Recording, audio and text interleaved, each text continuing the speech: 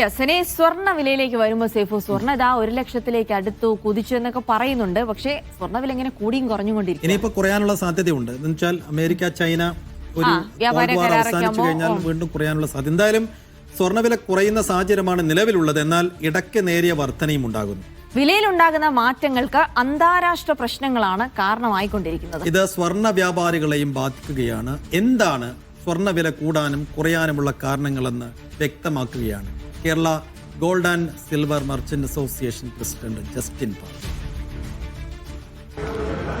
നമുക്കറിയാം, ഇപ്പോൾ സ്വർണ്ണവില കൂടിയും കുറഞ്ഞു നിൽക്കുന്ന ഒരു സാഹചര്യമാണ്. അങ്ങേ അറ്റത്ത് പോയി നമ്മളിപ്പോൾ കോടികൾ എത്തുമോ എന്നുള്ള ആ ഒരു കൺഫ്യൂഷനിൽ നിൽക്കുമ്പോഴാണ് ഇപ്പോൾ സ്വർണ്ണവില താഴ്ന്നുകൊണ്ടിരിക്കുന്ന ഒരു സാഹചര്യം വന്നിരിക്കുന്നത്. അപ്പോൾ നമുക്ക് അതിൻ്റെ കാരണങ്ങളെല്ലാം തന്നെ അറിയേണ്ടതുണ്ട്. നമ്മുടെ കൂടെ ഇപ്പോൾ Kerala gold and silver merchant അസോസിയേഷൻ്റെ പ്രസിഡന്റ് ചേരുകയാണ്.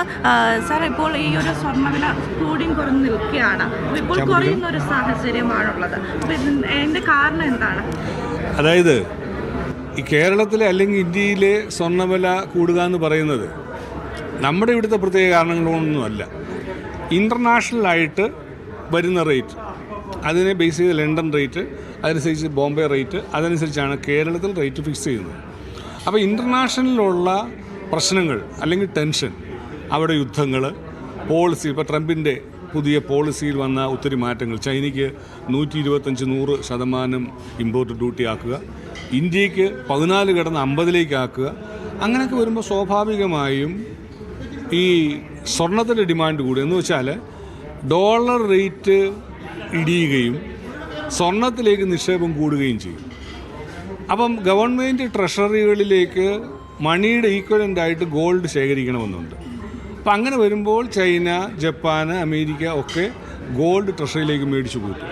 അപ്പോൾ മാർക്കറ്റിൽ ഡിമാൻഡായി ഓട്ടോമാറ്റിക്കലി കൂടും. പക്ഷേ ഇപ്പം വന്നിരിക്കുന്ന ഒരു വ്യത്യാസം എന്ന് പറഞ്ഞാൽ ആ ടെൻഷൻ സ്വല്പം കുറഞ്ഞു. അപ്പോൾ ഇസ്രായേൽ ഹമാസ് യുദ്ധം തീർന്നു. അമേരിക്കയുടെ പുതിയ പോളിസിയിൽ നിന്ന് ചൈനയിൽ നിന്ന് 100% ഇമ്പോർട്ട് ഡ്യൂട്ടി കുറയ്ക്കാൻ പോകുന്നു. ഇന്ത്യയിൽ 50% ആക്കിയത് 14 പോകാൻ പോകുന്നു. അങ്ങനെ വന്നപ്പോൾ സ്വാഭാവികമായും തിരിച്ച് റിവേഴ്സ് എഫക്റ്റായി ഡോളറിലേക്കുള്ള നിക്ഷേപങ്ങൾ കൂടുകയും ഗോൾഡ് റിലീസ് ചെയ്ത് വിൽക്കുകയും ചെയ്തിരിക്കുന്നു.